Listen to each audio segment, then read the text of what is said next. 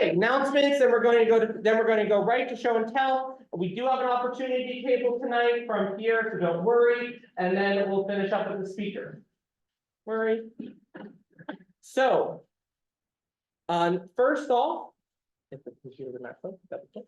first off, we have a few new members: Elizabeth, Holden, Dennis, Doug, and Francis. If any of you are online tonight or in the room, please feel free to say hi and welcome to any new members. Or do we have any new visitors tonight as well?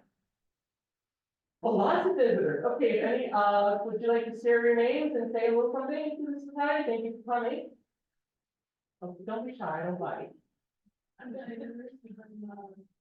member of Golden Gate and Golden Hills and the Water Station.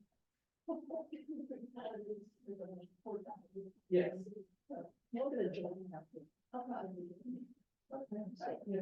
Cymbidiums are you.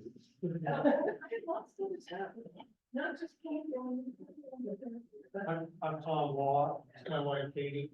We're from Cupertino, and I brought the plants that we're getting tonight. And I'm the predator of the Gulf Coast Cymbidium Society, a member of the Defense Orchid Society, and a member of San Diego. We're not visitors. We became members last month. So in person. Well, thank you for coming in person. Oriel and Howard. Oh, nice. Welcome. Yes, hi, everyone. My name is Juan. Happy to see the process. Great, thank you. All right. Yes.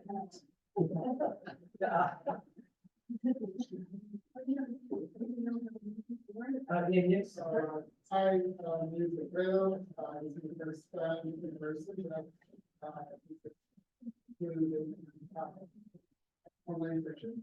Oh, well, thank you for coming in person. Thank you. Okay. First off, yes, POE is coming up. It is in a week and a half or less. Show committee and board meeting is coming up this week. If you start grooming your plants for sales at members, please let Eugene know and send your list in. Please do not overwhelm her on the day of. Please introduce. Yes, Eugene, comment. Yeah, so you can email me at Eugene@Privilege. Name of the plant, how much you want to sell it for. I sell it my best, and I need it to at least the night before. Yeah. But either me or Jeff email us and we'll send you. Yes.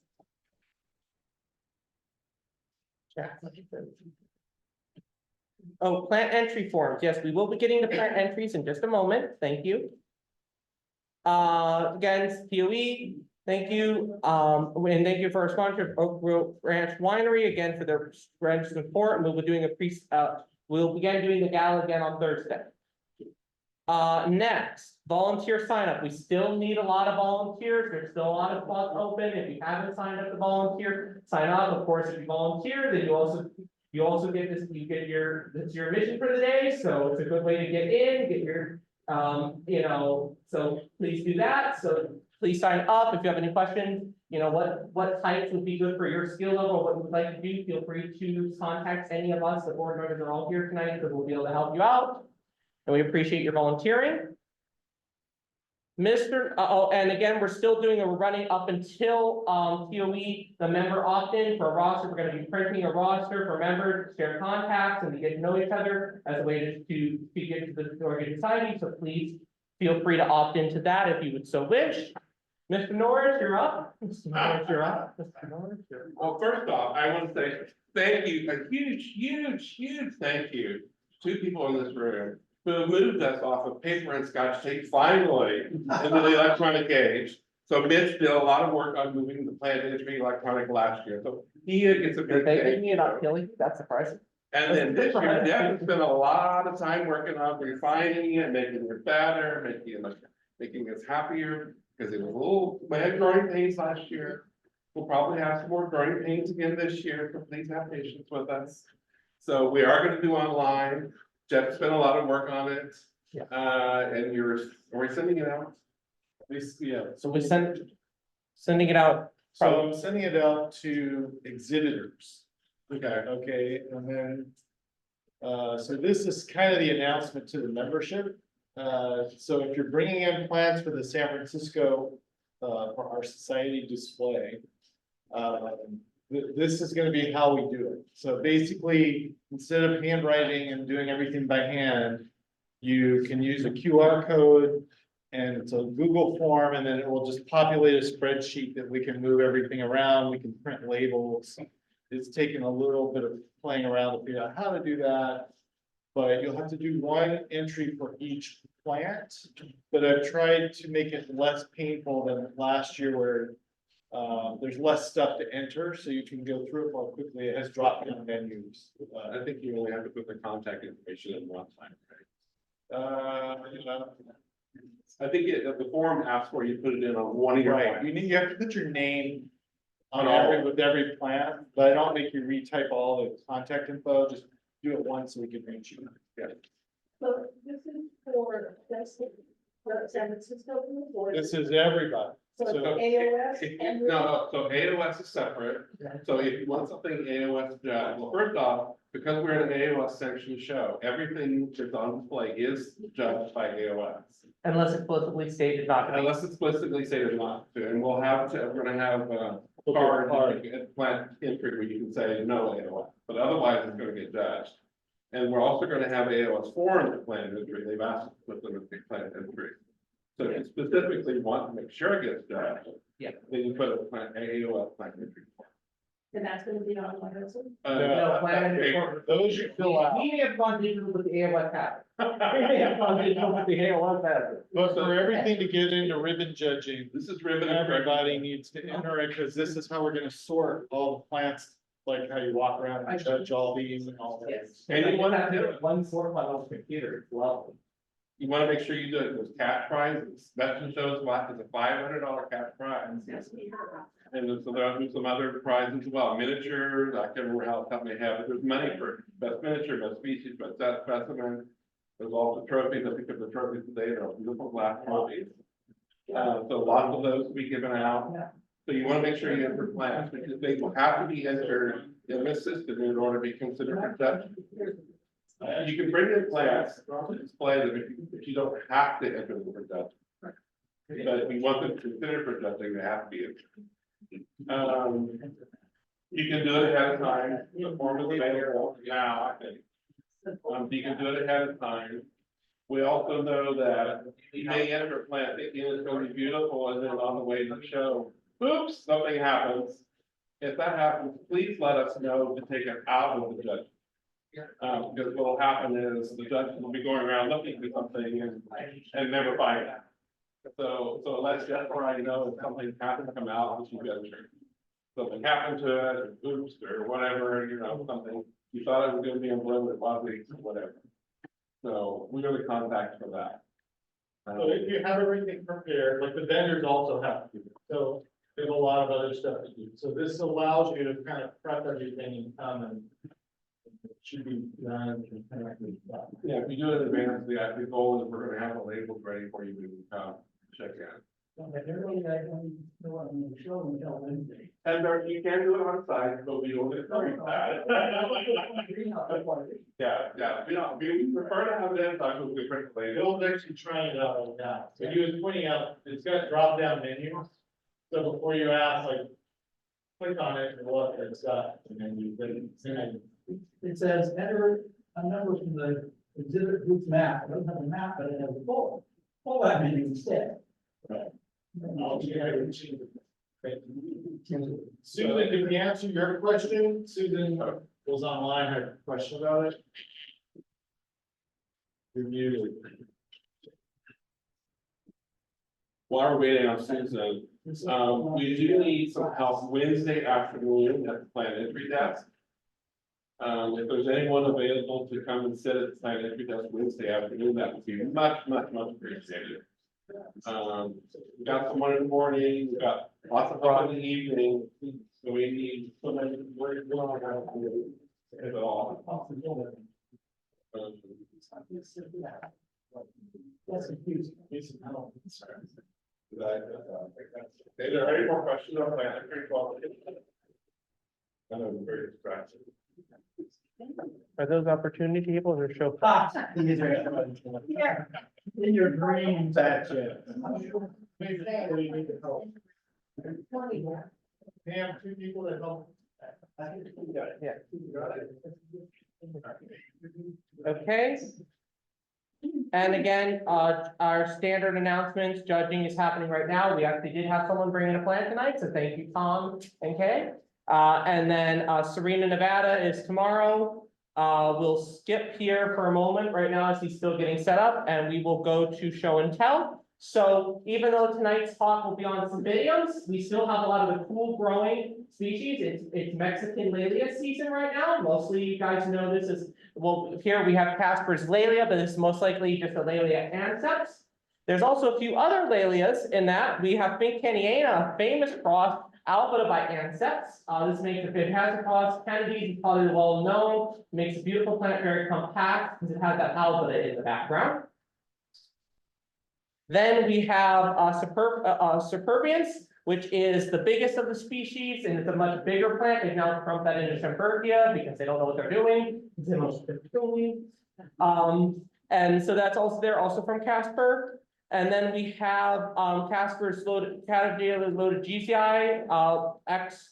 I read them by Delomans, which is a beautiful cross here. Bifoliates are also getting to bloom. A lot of the Harrisoniana loaded GCIs are also blooming this time of year. If they're not blooming, the bifoliates really need a little bit higher light and higher temperature. So if your bifoliates and your anthers are blooming, give them more light. And also lots of fertilizer with CalMag. Remember calcium and magnesium, especially for the big flowering orchids, because they take the magnesium away in our California water. And magnesium is the central atom of chlorophyll. They don't have any magnesium, they don't get any chlorophyll, they don't make any chlorophyll, they don't make any sugars, they don't grow. If you're asking why chlorophyll is growing, you have results.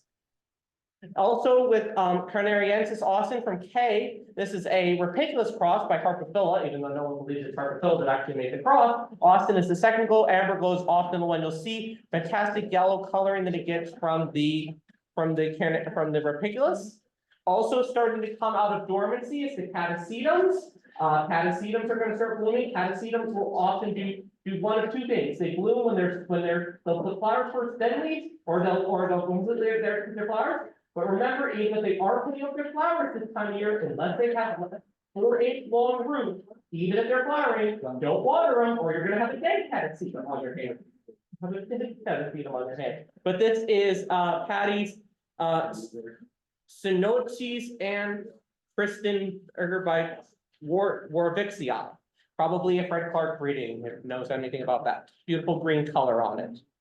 We also have in the Cattleya family of Casper's and Dipterum macfolia. This is actually the catasetum, the encyclica that's native all the way up into the Carolinas. This is the only Cattleya alliance that is actually in the continental US.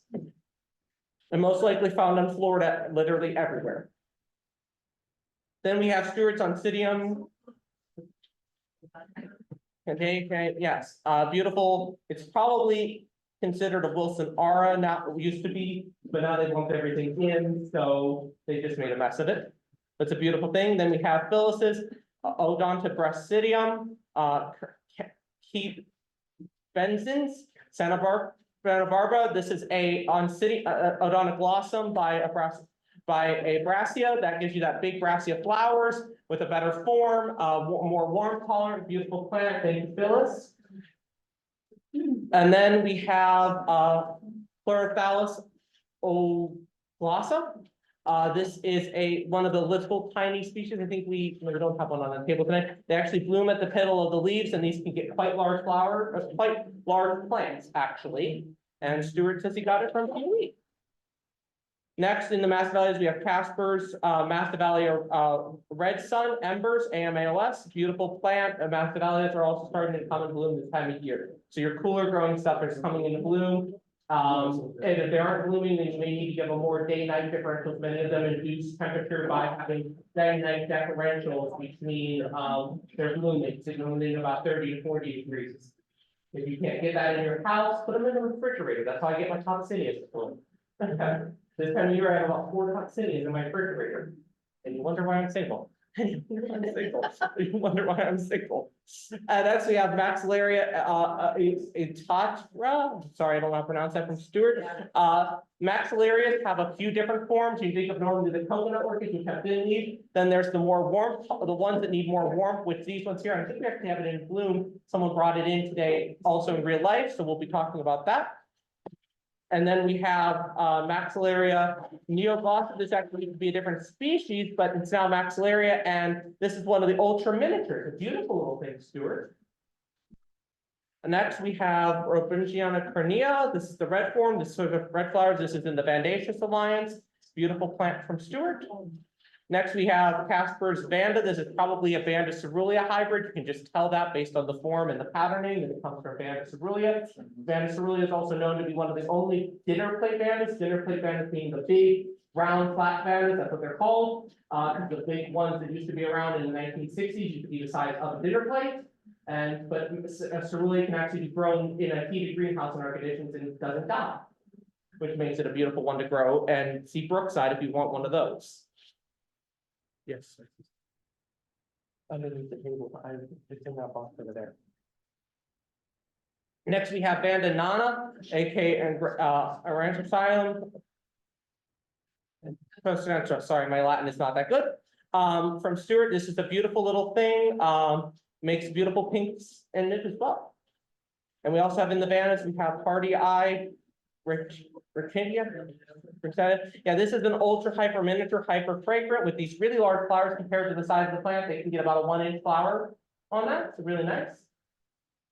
Thanks for Stuart. And then we have K. We have the Hoploblossom subflora. This is Hoploblossoms have been used a lot for Peter T. Lynn because they make really nice plants that are hyper fragrant. And this is a really unique species that you don't see very often. Thank you, K. And then we have also from K ending up, we have Path villosum. There's probably 500 different color forms of Path villosum. This is more of the auburn color, very nice plant, and blooms this time of year as well. Then we have Dendrochilum.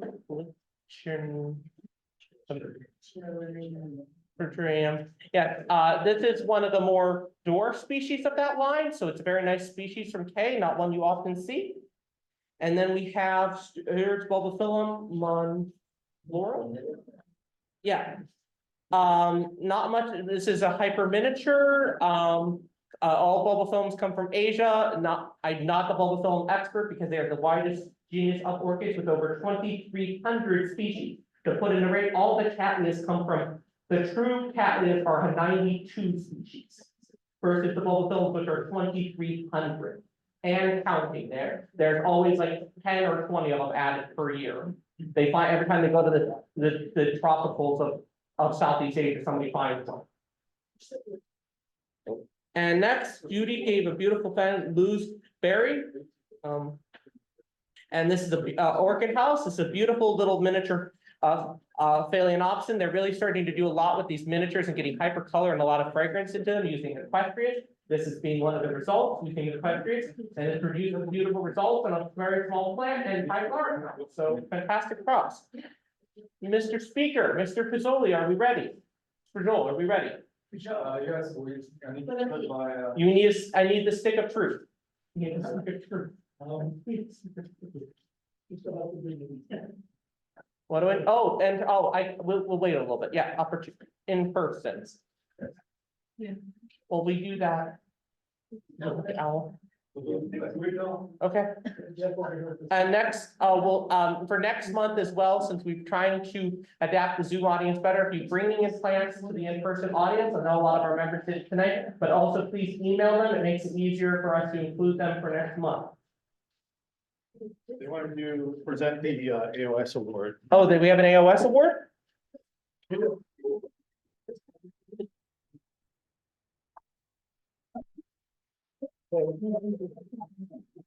wonderful example of Obsidian Terophorum.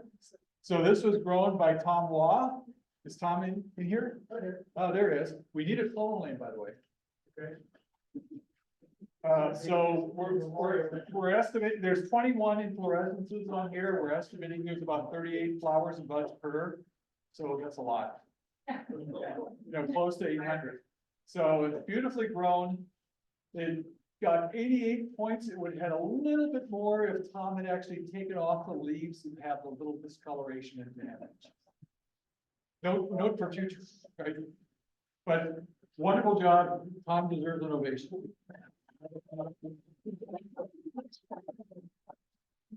Oh, Ken, can you bring the awarded plant and show it to the owl, please? I don't, It's the.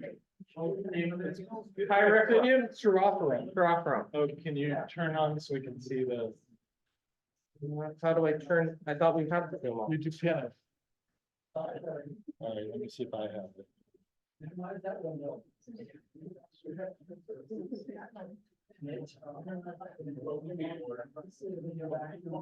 Oh.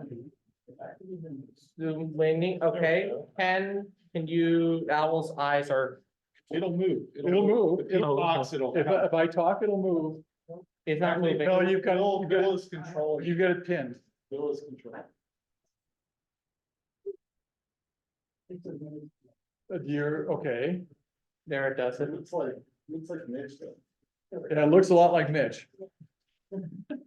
There we go. It's gonna come around. There we go. Yay. Yeah, So there you go. and Pyrethrum itself is behind Twinkle, which is an oncidium that most everyone has. And we'll share again. Should we actually, while we're doing that, should we do the? show and Yeah, tell? we can. So here's, Pierre, what's the tag on this one? Pierre, what's the name of this one? Samurai spirit. This is Samurai Spirit. It's one of my pros. I brought Erythrium paradise with a Gurengi hybrid called what's called? Don't remember. It would be in my presentation. That's what I wanted to achieve, Asian type plants, small size with water flowers. Okay, we'll do next to. we're trying to change. We're trying to get into the Zoom photo.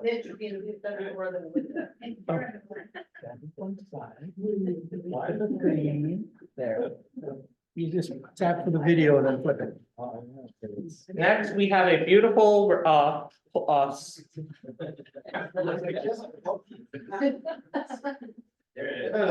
there's two of us. Oh, here it is. And how do you get rid of the bad one?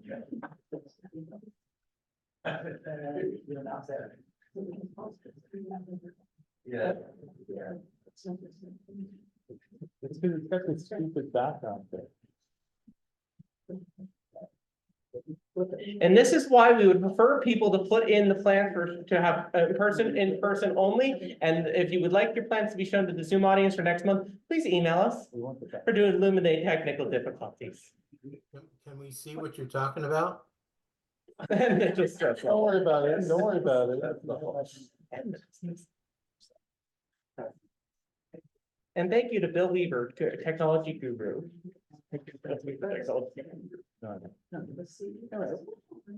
All right, we're getting there, we're getting there. We're slow, but. Next, we have. Set this down. Uh-huh. Step back. Now we can all see it. Zoom in, come on, walk up, walk up. Now describe. From there. Oh, and next we have Chi Hyson, I don't remember the tag off of it, I was trying to read it. Don't turn the lights off. Uh, Chen's Hyson Jewel, Hyson, beautiful, caloric type cattleya, probably has Campanion of the clown in the background, beautiful fragrant standard cat. Next, we have 21st century next generation. This is Sawada breeding. It's a beautiful plant here, a beautiful big purple lavender, beautiful fragrance as well. Very nice plant.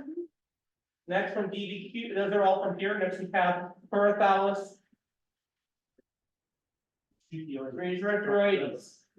Yeah, fantastic plant, almost black, and the flowers are open. They actually but they barely open because they're pollinated by flies. Can't see what you're talking about, sorry. Fragropedium living Eric, so that's an Eric Young hybrid. Fragropediums have that Bessiai, that one has Bessiai, so it has a beautiful red, and their sequential bloomers can bloom for a few months. Next, we have also from Jan Anderson, we have a Lycasty of unknown origin, but a beautiful white Lycasty, and I'm glad to see that it made it without getting damaged, because these things have no substance, and if they get touched, they'll get damaged. Next, we have a Columnia Carnival cruise line. You're editing this like, that's not nice, yeah, that's not nice.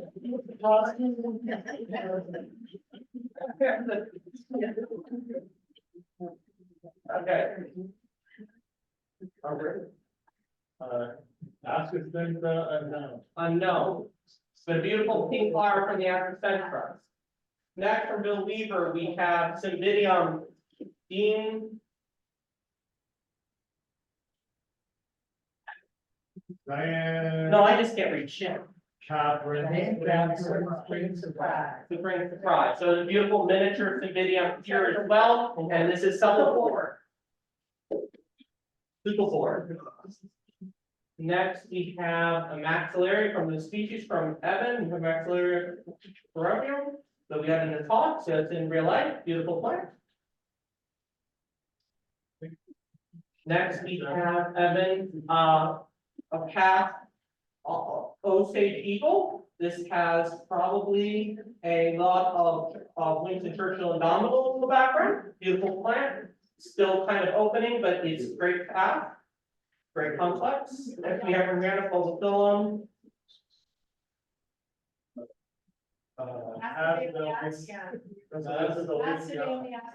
Yes, and the flower is here.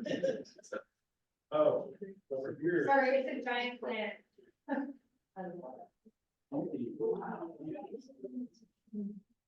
No. Next, we have Path Appletonianum, and this is from Rihanna as well. This is a beautiful plant and a beautiful small plant for having 3 flowers on it. Beautiful and probably going to get a beautiful cultural award one day when we grow it up in the near future. Or on the display next week. And the show. Hold on, it's been in bloom for like, maybe already a week or 2. And then we have a nice Aussie Dendrobium Starburst Vista. This is probably from Fred Clark reading, I'm guessing. And it's a beautiful plant, and as I told her this evening, you should grow this up and get it awarded in a few years. And then we have an oldie but a goodie from Ron Norris. We have Subulolalia Summit. This is a beautiful Schomburgia and Laelia hybrid, and beautiful known for that patterning. It's absolutely spectacular. Let's go back to the first one. Oh.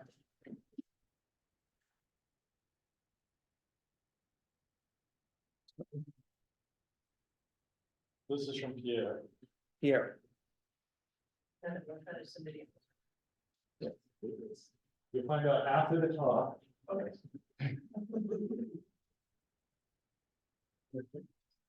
What did you say? That's the one buddy. He's going to Yeah. Okay, we're just going to somewhat spirit. All right. Okay. Yeah. And then that. Sharing and all that. Okay. And I gave you. Okay, good. Do you have control? That's a dangerous thought. That's a dangerous thought. People were requesting that we don't cut off and that we show the Zoom people what's in the room, so we're Yeah. trying to do it again. So we're trying to do it again, but just to make it simpler, I think for next month, it would be good to have some of them via Zoom, so that it'll be easier, and then we can have the in-person one just for your notice. And then, tonight's speaker is Pierre, a fantastic Cymbidium grower and my next door neighbor in the greenhouse. So he has to put up with me. I don't know if he still wants to do that, but it's always good having a good neighbor. Pierre has been growing Cymbidiums for now about 10 years, Pierre? 12, 13. 12, 13, yeah. And has gotten many and has been known for doing a lot with sepal and petal floor Cymbidiums. And we'll talk about his breeding tonight, and he has been very awarded by the AOS with a few HCCs, a few AMs, and even one AQ for his cross Sylvia Nor. And so Pierre, I think with that, we will take it away.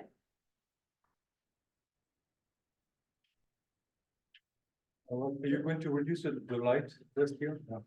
Let there be darkness. So we can see more the color. So thank you for inviting me. First, a correction. I don't use only cymbidiums. That's why I brought two Cattleya. In fact, I have like 400 cymbidiums in my collection and about 200 other genera. This is by number. By space, however, is 90% cymbidium and 10% the rest. Here's the 400 alpha seedlings. No. Yeah. So, Now, so tonight, first of all, thank you for inviting me. I like to come to this club. I like it a lot. First of all, you have a large number of people, which is not the case on many clubs, and you are very enthusiastic. And we have the show next week, so it's very exciting.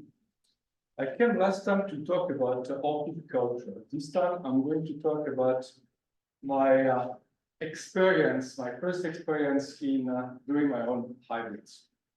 And these are three of the hybrids I created. And we're going to, I'm going to bring you through my process of thinking and hybridizing. We're going to look at the results to see if they're matching the expectations. And then we're going to briefly go through what I have in the pipeline as a second generation. Okay, let's see if it works. All right, first a disclaimer. Contrary to many other people, I don't consider myself an expert, not an expert.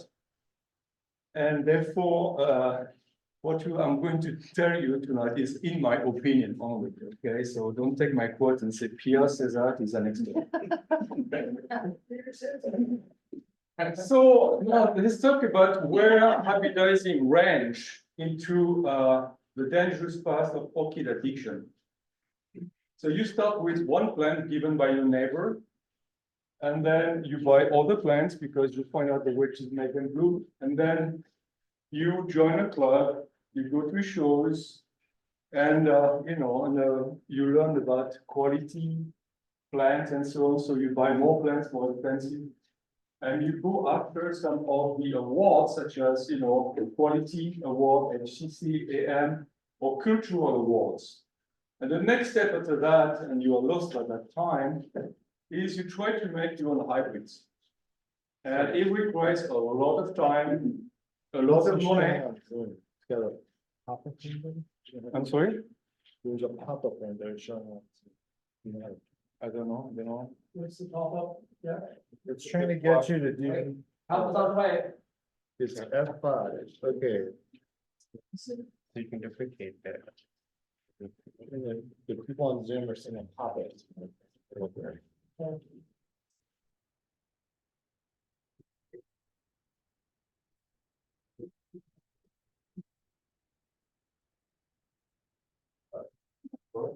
If you want them to see the slide, okay, that worked. Thank you, Paul. Thank you for the technical assistance. So when you make your own hybrid, what you get the most reward is that when your own plants are getting some quality awards. And as Mitch was saying, the highest you can get is also an AQ, which is recognizing your effort as a hybridizer. And we're going to go into that, but it shows you how far you can go and how much money is going to cost and how much time you're going to spend. See, next, it'll work. And now the pointer don't work anymore.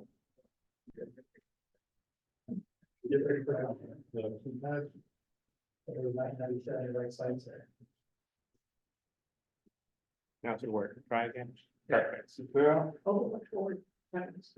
All right, so that's where making your own baby. So you receive, 4 times a year from me last year, I received flasks like that. Then you need to sometimes receive them too late in the season. You don't want to have them outside. So you have quite a space inside your house. In this case, my bedroom. In which I can winterize, you know, because they are babies, and you want them to be cold, or attacked by slugs. And then you bring them outside, it is your garden that is invaded. And then it is your greenhouse that gets invaded. So just I'm going to close this chapter, say don't do too much hybridizing. I think that, you know, it's reasonable to do, let's say 5 courses a year. That is what manageable. And you will see that I went overboard. And Mitch, how many courses did you do this year or last year? 59? 59. 59. 59. Somebody's going to be in trouble. So in terms of timing, how it works. So I did my first course in 2012. I received the first class 2 years later. It takes 6 to 9 months for the maturation of the pods. Then you send it to a lab. The lab does your germination in some sterile flask. And you get the flask back after 1.5 years on average. And you see the first bloom 5 to 7 years after you pollinate the first time. So I'm going to show to you what is the result of my first generation of hybrids, and then again talk a little bit about the second generation. So here, this is the course I did 2012, 2013, 14, 15, you know, it was 4, 12, 2, 5. And then they bloom 5 to 7 years later. So they bloom up to, you know, 2 years ago, the last one of that batch. Then I had a period in which I took some recovery time. And then 2018, I started with 2, 2019, 4, and then COVID arrived. And COVID, you're working from home. You have a lot of time to spend. You know, so you say, oh, what did I cross this one with that one and that one and that one? And I did 13 in 2020 and 12 in 2021. So the question is, what kind of hybrid you want to do? How do you decide, you know? And initially, you have to say, I didn't think too much about it. I mean, I like this one, I'm going to cross with that one. And then I started to look more into the databases, such as OrchidWiz, or some other database to see some of the plants I wanted to use already have been used by other people, or what were their background genetically, whether they were supposed to be good breeders in their background as well. But when I put through more thoughts about what drove me in making these hybrids, I realized that basically I fell in love with a few plants like Carolina wine, Psychotic, Cavendish, Tower Fire, Sunset Flame, Erythraeum, and I built around these plants with what I had available. And we're going to go into the detail. And if I could say what I liked to as plant at that time was what Lauren Bachman at Casa delle Orchidea was doing, and Kevin Kilkins in Australia. So what is this? Okay, you see. So in my presentation, my format, I'm going to show you the picture of each of the parents. On the left side is a pod parent, so the one who will be carrying the pod. And on the right side will be the one that provides the pollen. So first of all, Karen Hawaiian Hatfield as a key parent. That's the one on the right side. I like it a lot because it's a brilliant orange. But as you can see very well in this picture, orange in Cymbidium, the orange pigment doesn't exist, except if you go into the Gensor group, which is more Gorangia and so on.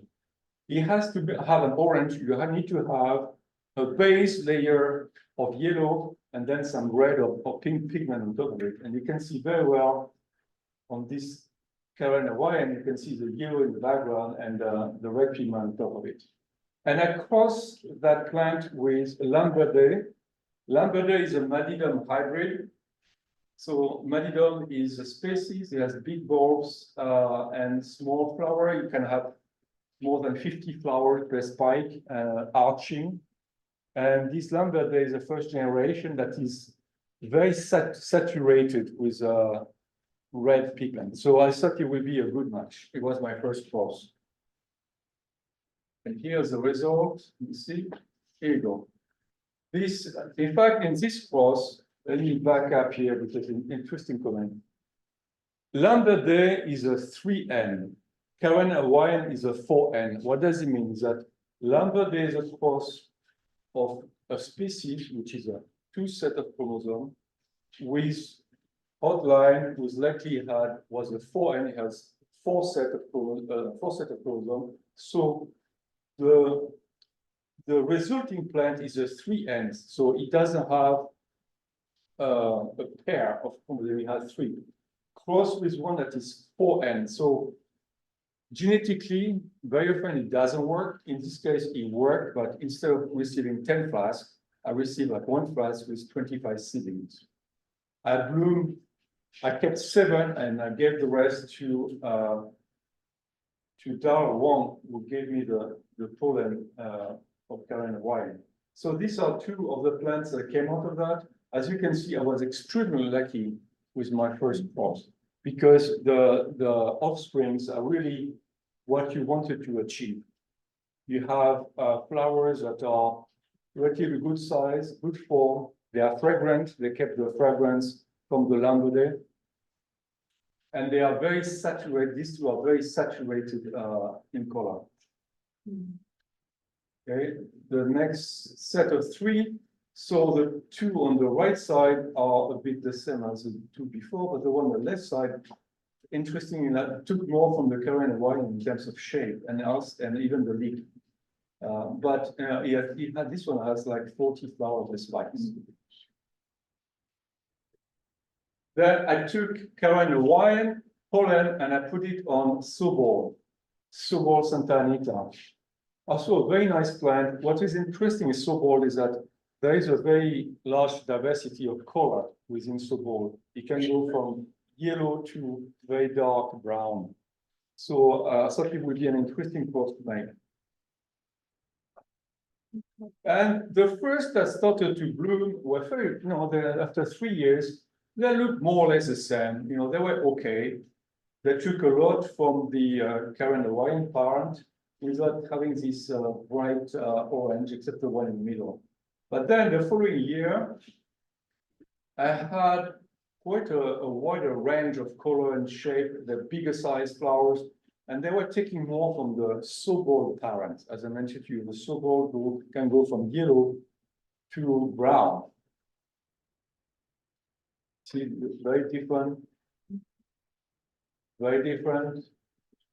What I like in this guy is that they're very flat flower. The judge would like to see flat flower, large and flat flowers. Very interesting pattern on the one on the right side. And this one bloomed 2 years, so it was one of the last one to bloom. In fact, sometimes you have seedlings that grow but don't want to bloom. And what you do, you divide them in 2 or 3, whatever, to incentivize them to bloom. So I put on plant table 2 divisions, I kept 1. It bloomed for me the following year. And it bloomed on my birthday. That's why it's called birthday girl. And it blew feathered. So what is a takeaway from that is that very often, because we have limited space, we keep only the seedling that grows the fastest and bloom the fastest. But very often it is in what is left after that you have all the strange things that develop, maybe a different mix of genes. Not favoring growth, my favorite more like pattern, colors, and so on. So I think it was a jackpot in this one. So then I called Lauren Bachman at Casa de Orchidia. He was already breeding some sepal or ventral pyrrhic. And I asked him if he had one plant I could use as a breeder. He told me to use psychotic crimper, because psychotic give 50% of the pyrrhic character to the offspring. So you will have 50% that will be petal pyrrhic. So I crossed psychotic crimper And I use pollen from Carolina wine, I cross it with Highland Advent because I wanted to have a large yellow and sobol. You can see that I was turning around the same plant because when you start, you don't have a lot of plant to use for breeding. Okay, so this is a cross between Carolina wine and psychotic. We come back to what I said before. Carolina wine is not a true orange. It is a yellow base and some red pigment on cross. If you cross that with psychotic, that is a pale yellow, you cannot expect to have a lot of orange. It was a mistake of mine. If you want orange, you need to cross an orange with an orange. It's the fast way to get orange. And you can see that in the progeny, you don't have you have a pale orange, and you have the base yellow green that comes out. Wild range, they bloom fast. After 3 years, really fast to bloom, arching, soft spike. There's another set of the same cross. As you can see, white. Only that one here at the bottom. Sorry, the one at the bottom here came up orange. Otherwise, they were between yellow and kind of pale orange. Okay. These are actually the one that didn't come peloric. They came, some of them came like that. Again, wide range. So 50% came like that or in between these. And you can see that within the same cross, I think it's fascinating. You can have a rivet bud to kind of species looking form, or you can have something still relatively nice form with some different marking. Completely unexpected.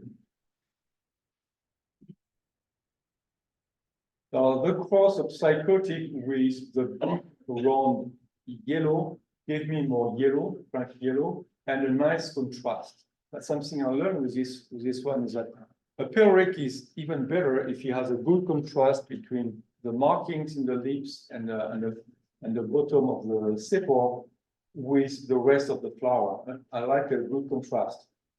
And these were full-size flowers. Some of them came up very bright, which was what I wanted, really super bright. And this one is a cross of psychotic with sobol. Again, wide range. They bloom 1 year later than the other one. And again, sobol give a very wide range of outcome. Also dramatic marking in some of them. Long arching spike, you can have up to 18 flowers per spike. This is the best, Brian Riordan Woodside.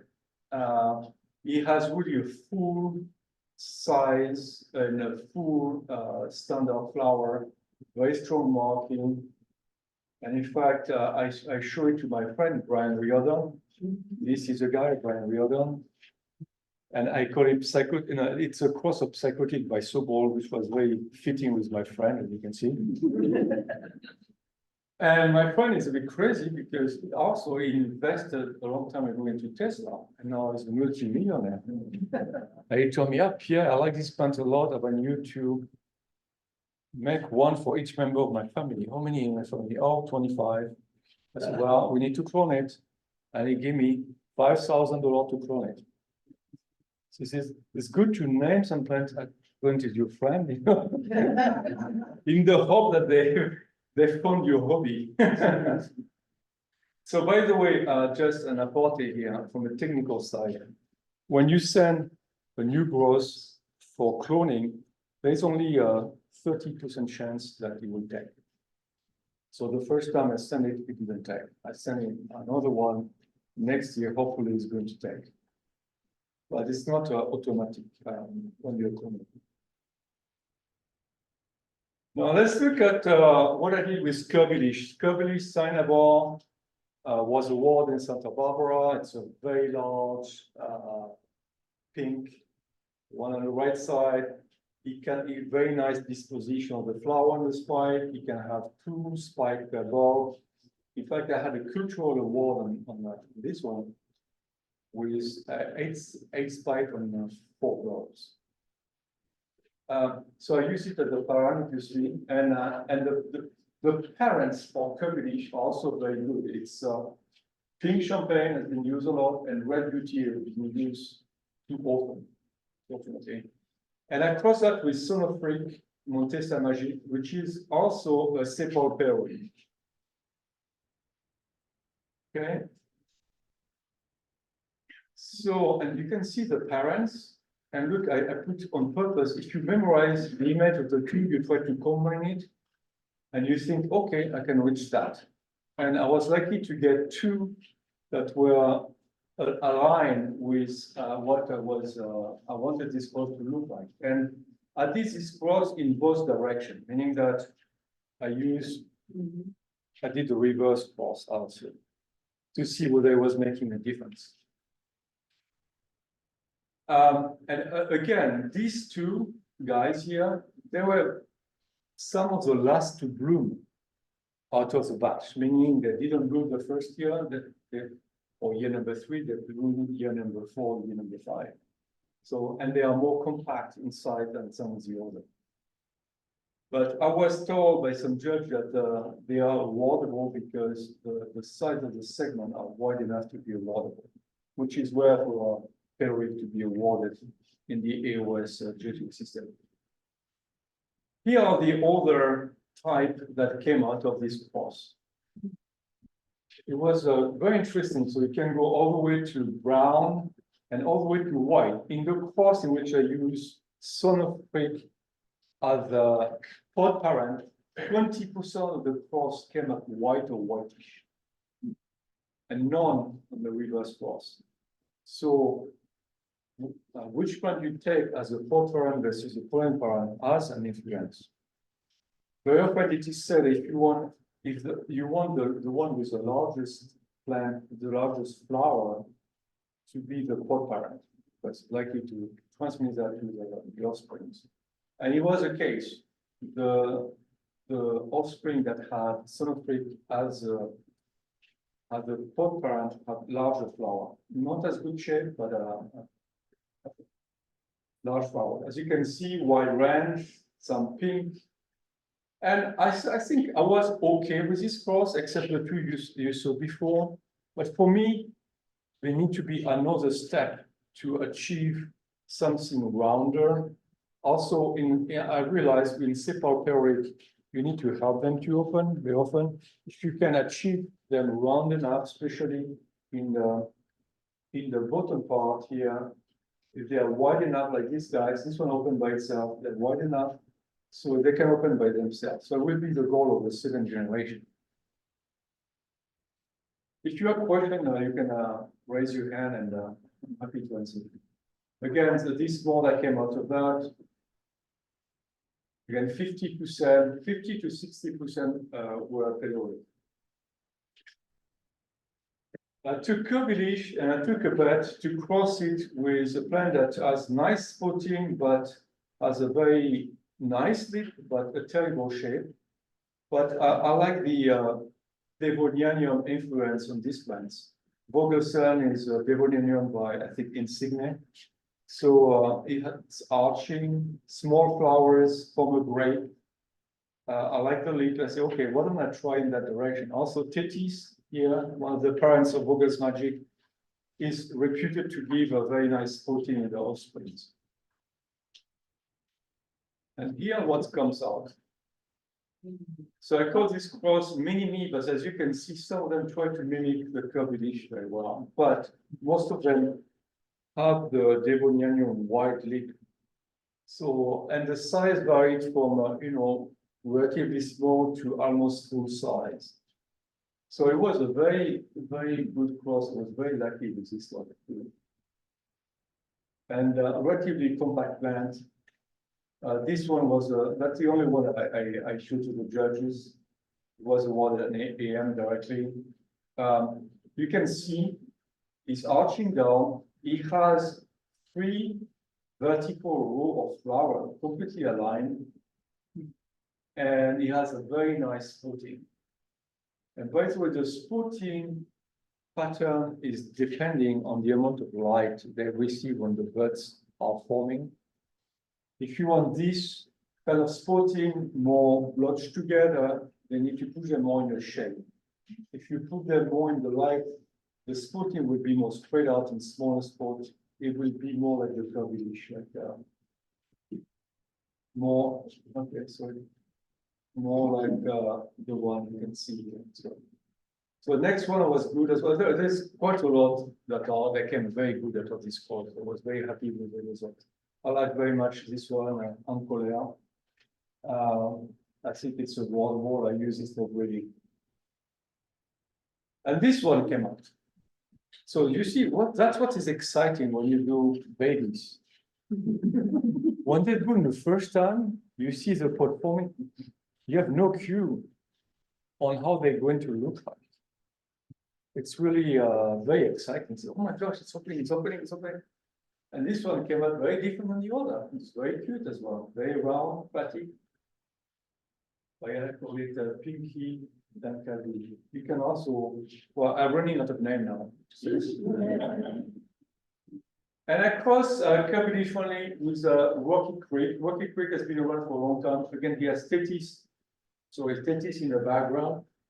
And he has Solana Beach, which is also a very good breeder. So it is likely a 3N.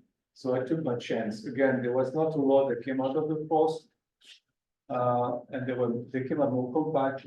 This is the, I saw most of them because at that time I was running to space. I kept a few. This one is the one I bloomed. I thought it was quite interesting. You look at the parents, and you can see some of the traits of the parent. I came into this one, the leaf. This one, but what is funny here is that there is different coloring. It's there is some yellow that comes into the sepal, but not into the petal. Very distinctive look. Finally, across Curvilish with a very tiny one called Mistress Mine Sterling, very diminutive plant. It's a cross with Dolly. Dolly has some primulum inside.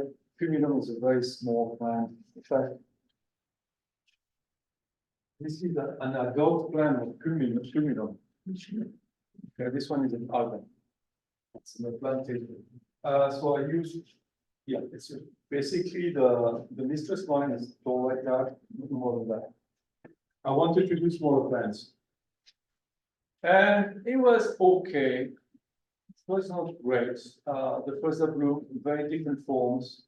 But this one, you know, you have one out of the blue that comes like, wow, you know, perfect shape. You can see they are growing into 5-inch pots. You don't need big pots for this guy. 5-inch pots, 3 spikes, full flowers, not a huge amount of flowers, like you can see 7, 8. But very nice in terms of a pot plant that you can bring inside your house which you're taking over the table. I think that's a very nice one. I crossed Mistress Mine also with Valley Splash also. And it gave me also a very wide range of shade, colors, and so on. And this one, that came out yellow. So you need to tell me how out of that, well, maybe there is a bit of yellow and I look inside it. Yeah, there's a bit of yellow there. It's interesting because I saw a member of this club like 1 year ago. That was posting a plant that was looking very much like that, and she didn't know what was the name of the plant. It was one of mine. That's one of mine. It's nice when I see some of my baby popping up on Facebook. But yeah, this one came. You know, I like the pink together with the yellow again. Very different. Okay, now I want to try. I tried to do some splash with Sunset Flame Tower 5. That's the one on the right side. You know, again, I'm not going. I was not going for making some exhibition type flowers that are big, round, saucer plate. I was going for something different, and I like very much the contrast of color in the tower of Sunset Flame. So I crossed it with Hazel Flame. And really on the whim, I have some extra pollen. I didn't think too much about it. I say, okay, let's do it. And I had all came looking more or less like that, which is pleasing. Some are very floriferous. The one here, I had a division of this one on the auction, a Gold Coast auction, donation to the club. This one is my favorite. It's a very round. I say I don't want to do exhibition, but when I have one like on exhibition quality, I'm very happy. And this one is very round. You can see that in a very good symmetry. In fact, I have some very good breeder from Australia that contacted me to get some pollen in this plant. Some of the other plants. But remember, I wanted to have this marking here from Sunset Glen.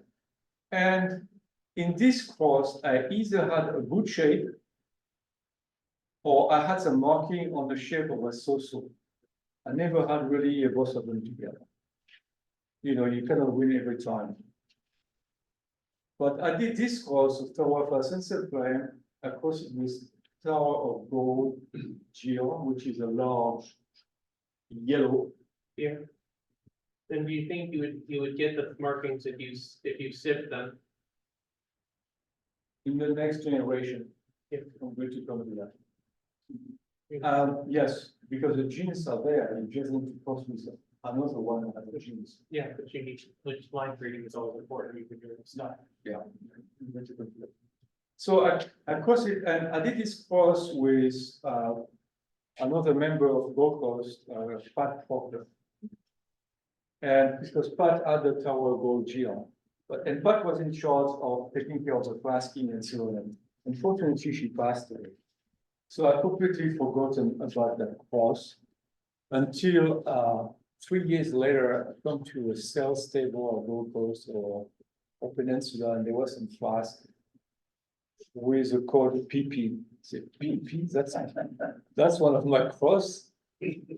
And I asked where the flasks were coming from. They were coming from Casa de Orchid. I'd given them to Luigi Hogan because it was coming from a member diseased, or Casa didn't know what to do with the flask. They gave them to Luigi, and Luigi put them for sale on the plant paper, on the sales. So I bought 2 of my flasks. They were not in good shape because I've been kept for 1 year without the flasking. They should have been like 1 year before. I was able to sell 10 roughly, and only one really was very good, but it was really good.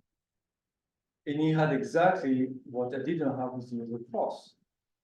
In this one, you have the shape, you have this intensity of the color in the background, and you have the markings. Can I tell you the number of people that want a piece of this one, starting with Great Polaris? So I also did a few crosses back to the species. So I use Erythrium variety Flavum Paradise, because it has very long lasting flowers, diminutive plants. In fact, there is one here. There you go. Yeah, this is a division of the plant I use for this course. So you see a small plant. It has long spike above foliage, good flower count, maybe 15. And I cross this with Piñata Magic Sterling, because he had all these big purple spotting and he had a full red tip. And two of them are 2N.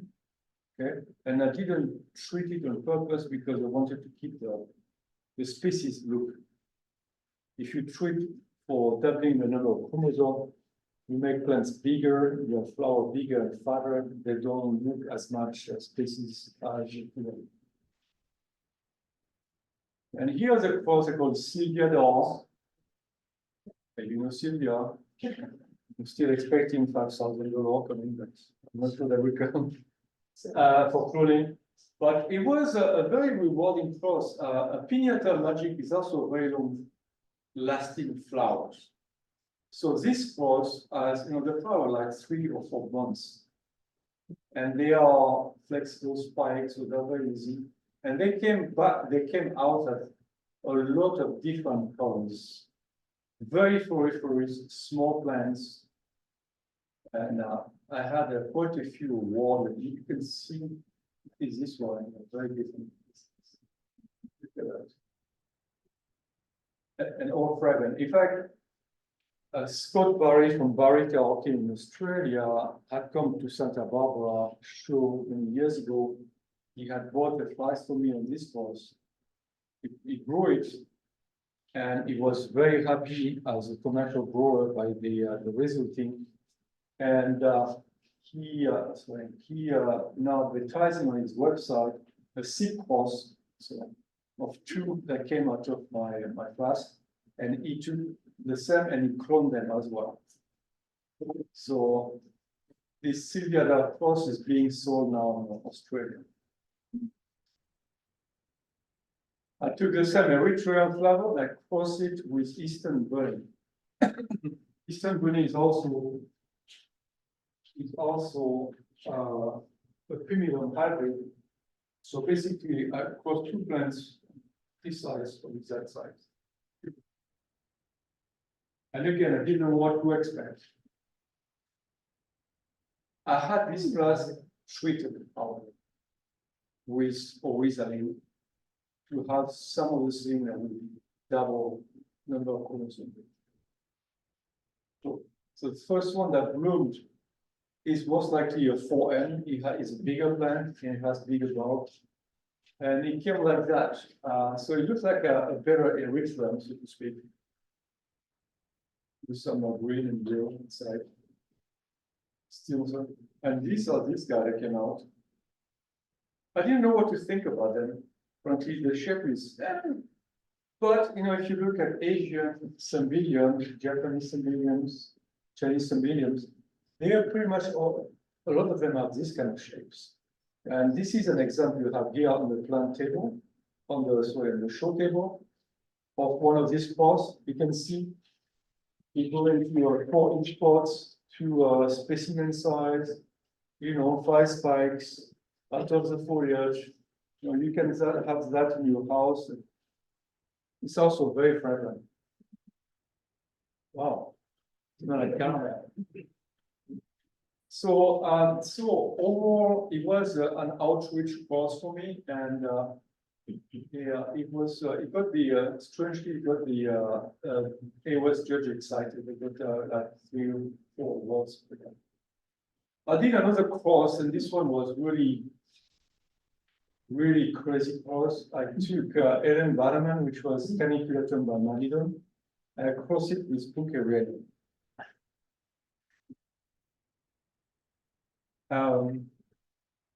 Yeah. That's why I came out. First of all, when you cross, you go back to Caniculatum or some of the species of Bouquerianum.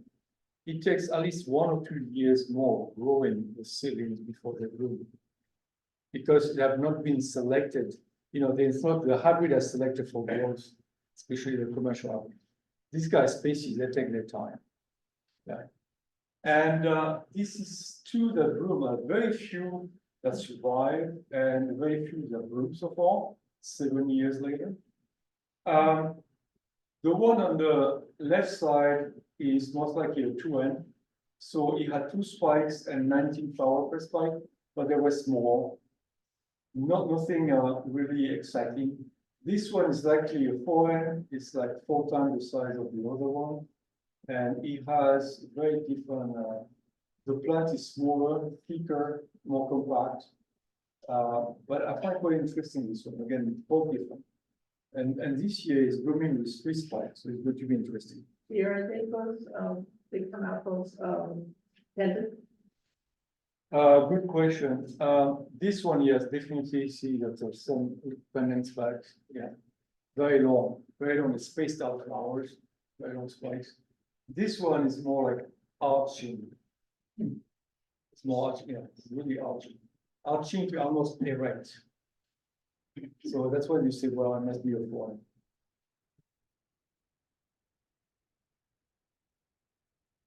Well, I did some of the crossing with go quickly.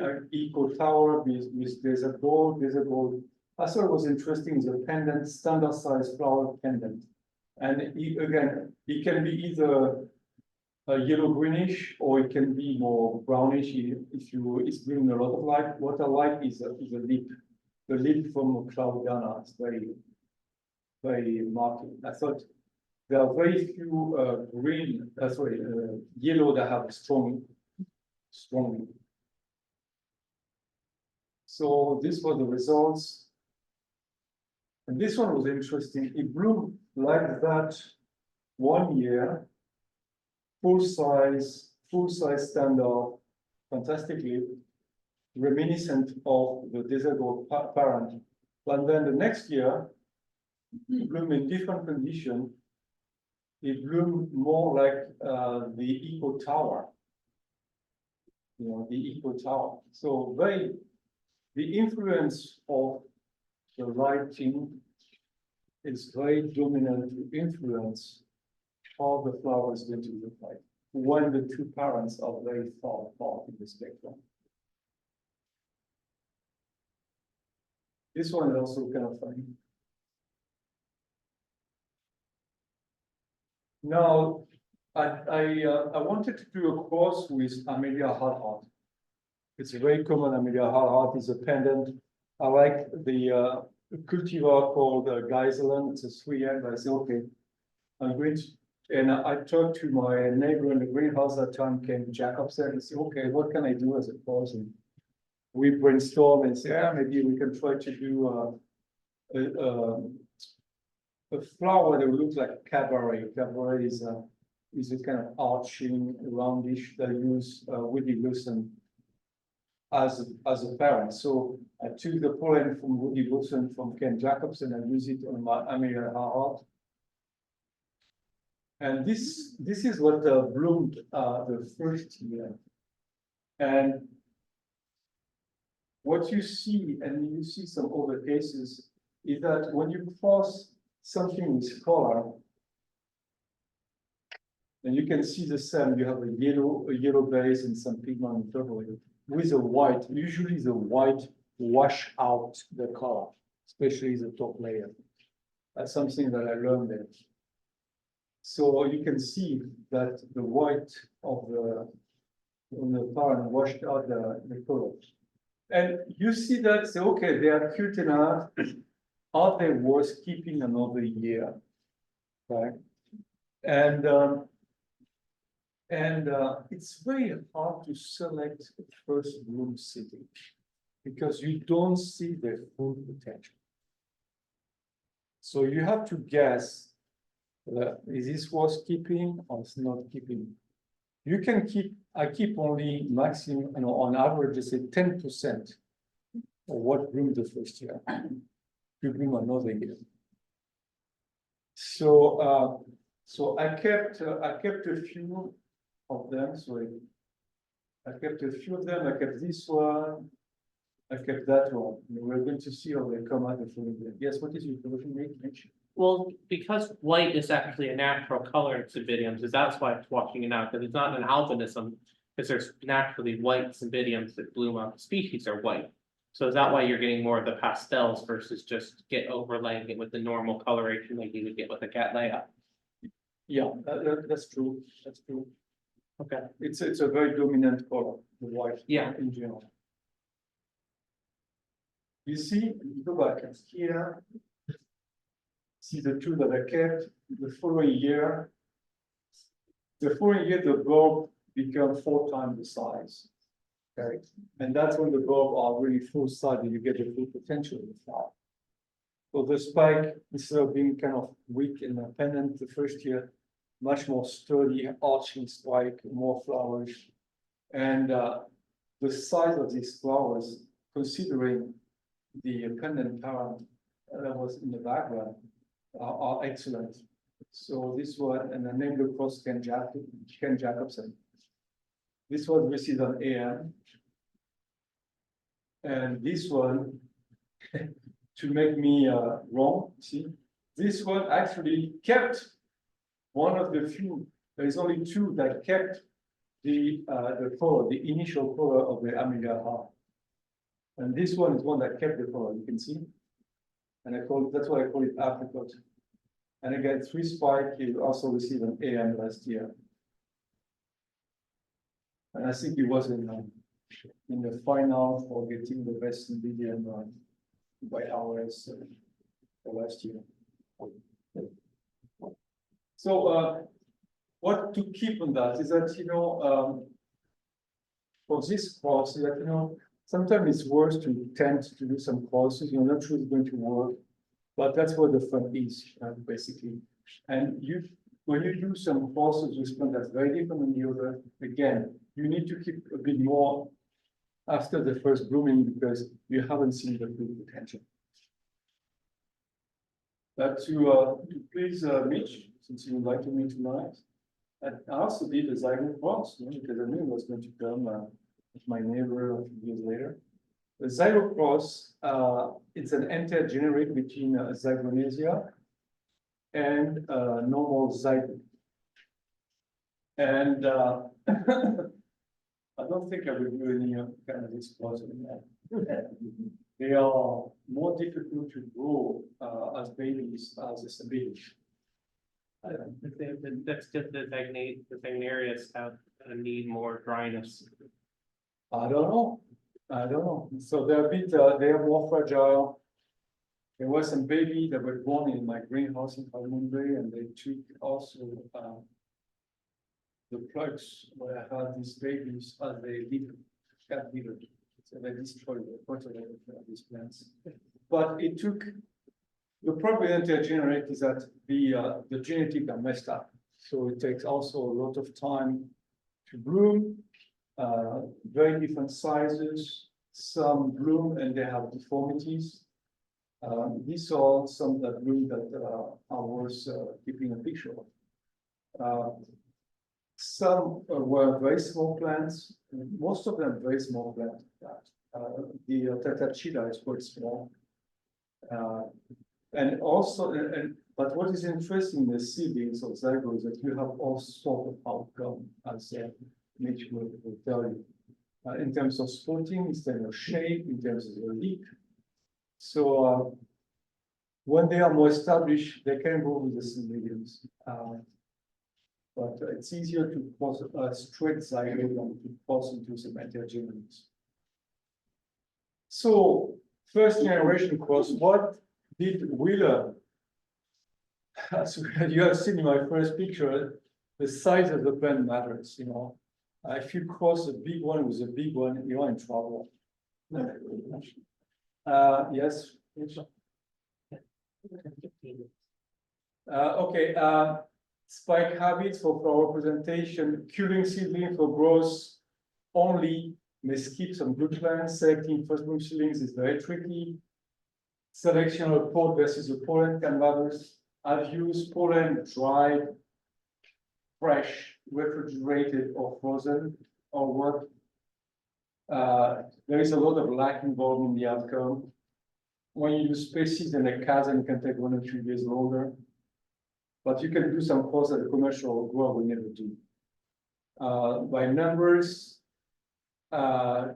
curing from fast to bloom between 10 and 90%, because some of them don't go well. Seedling grow to 6-inch pot. I try to grow 10 to 50 per course, more if it is a heroic. It's only 50% of them with heroic. 5 to 7 years, 10% first bloom, and then to 4% the second bloom. Next, some question for people who want to hybridize. First of all, you need to be able to grow seedling from fast. It seems to be trivial, but I grew fast from older breeders 15 fast before I perfected the technique of growing the seedlings and for my own hybrids. You need access to a flask in lab. It's not that obvious to find them. There is less and less. You need to thank the people that did the course for the currents you are using before you. Use orchid wreaths and so on and so forth. Don't do it for the money. Then you have some good one. The question: do you clone them or not?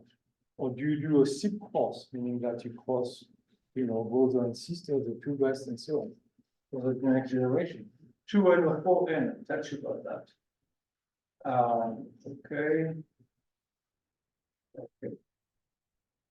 One thing that I was saying that you need to have breeders, plant that are good breeders to make fosters. And in Australia, the breeders, there's quite a few breeders, and they are sharing about their breeders plants. I've tried to connect with the breeders in California, US, have not been successful, and they don't want to share the breeders. So it's unfortunate, because I think it will be cross-fertilizing, so to speak, will be, you know, more diversity and better outcome. They don't want to.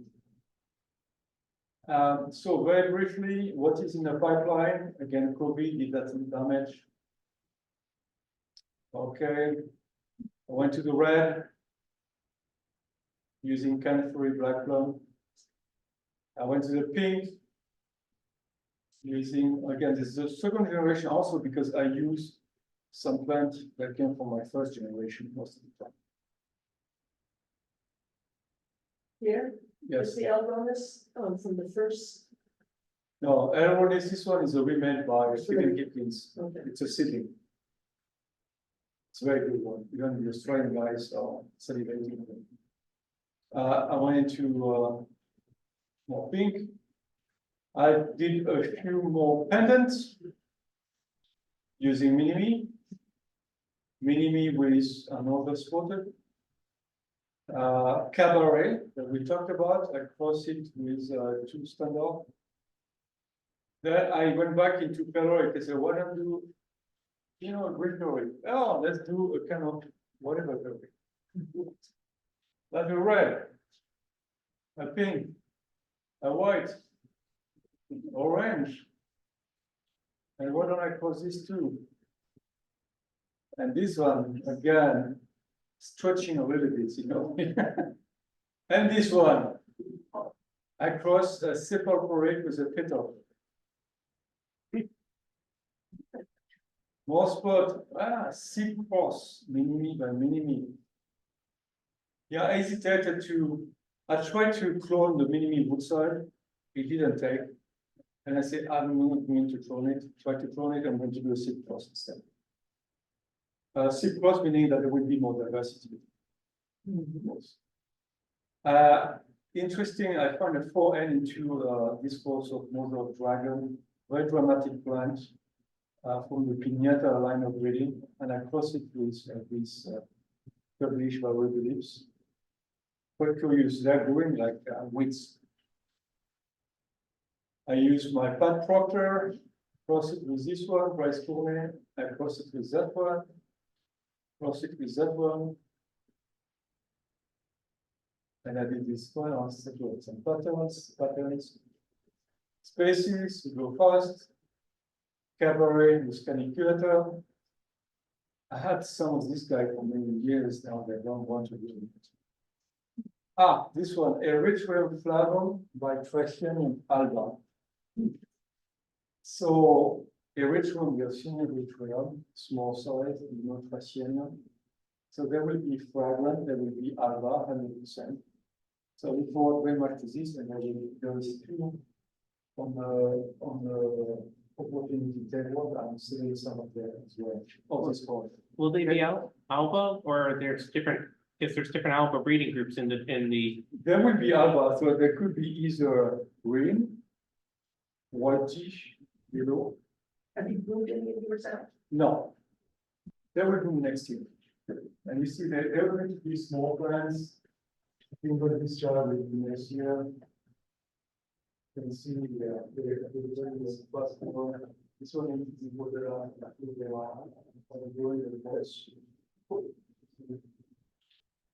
They're not going to be much bigger than that. They're very big. They should be some of them should be next year. I went back into Devonianium. You know, I like the leaf of Devonianium. I cross it with Piñata. And I had this treated also with Horizon. That could be fantastic. I took Exeter Carnelian, which is a cross by Ken Jacobson, using Guernsey. So it's a very small plant, And this one came out red. That's the one that was the more red of the cross, told me. And I crossed it with Canterbury. There will be a 3N after. That's it. And yes, one word of wisdom, one great seedling per course makes all the hard work worth it. That's it.